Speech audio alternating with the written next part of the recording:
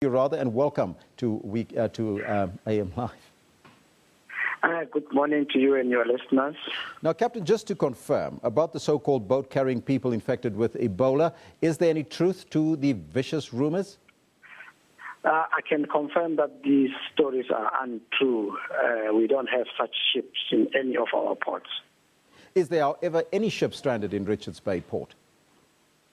No, not currently. We have vessels that are at anchor that are waiting to come into the port. We don't have any knowledge of any vessel that's stranded in the port.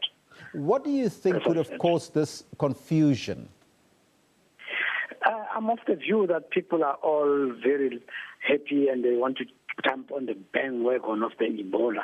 And I believe the email that was sent yesterday, it was of malicious intent. And the particular individual that sent the email never had his facts right. And he just went out and sent the email to all people at Sandri without consulting either the Port Authority or even the stakeholders that are within his area of interest.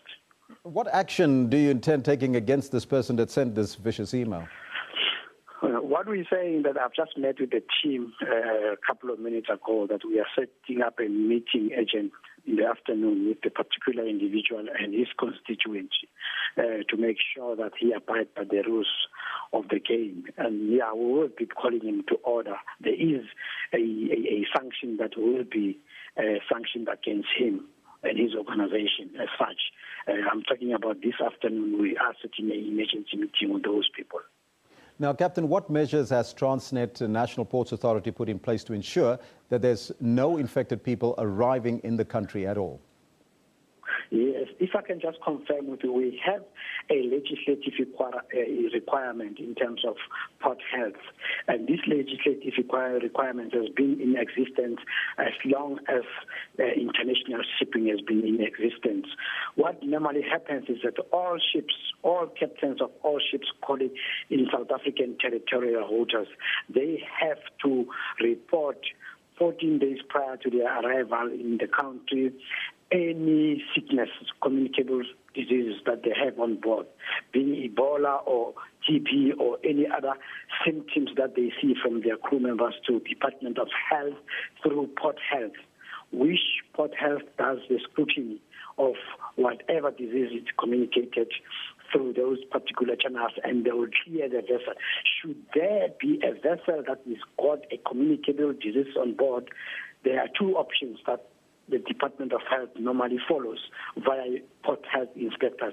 They will quarantine the vessel at sea, where we will send the inspectors to go at sea to go and check the people, how sick they are.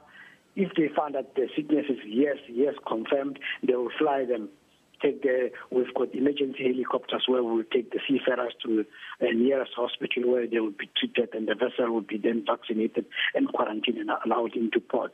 Or if it's a rumor, they will normally allow the vessel to come into port under quarantine, meaning that no one on board is allowed to leave, no one is allowed to enter except only health officials who are in PPEs to examine all personnel on board the vessels until they are cleared to be confirmed to have a communicable disease or not.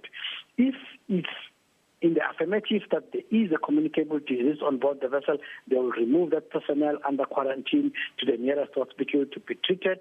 Then the vessel will be sent out back at sea for a period of no longer than 7 days for quarantine, and then brought back into port to work and continue its cargo work. That's the procedure that has been in existence in all our ports. That's what we are doing Captain, currently. Thank you so much for that. But what happens in the case where there is no report, either from the captain or from the boat, that there's any illnesses on board? How do you protect South Africans against that's a criminal offence. The captain of the vessel can be jailed because in terms of the international law of the sea, the captain is the person that is responsible for the vessel. If he does not declare that he's got somebody who's got a communicable disease and the disease comes into the country, then we will then play criminal charges against the captain. He will be taken off the vessel and sent to the place of safety in terms of the prison, and then we'll then lay charges against that particular captain. Now, how strict the law is. Yes. Now, with the outbreak of Ebola in West Africa, Captain, has the port authorities put more stringent measures on people arriving by boat? What we're saying is that we are applying the law to the T. So we've put stringent measures and we're making sure that we are aware of all the vessels that are coming from West Africa. And as I'm saying that we are not discriminating, we are treating all vessels equally, because there could be an outbreak coming from another country. While you are still focusing at West Africa, there can be somebody coming else from another country. But what we're saying is that we want to apply the law as strictly as possible, equally to all the vessels that are coming into our ports. Captain, thank you so much for your time. That was Captain Rufus Lakala from Richards Bay in KwaZulu-Natal, Transnet's National Ports Authority Chief Harbour.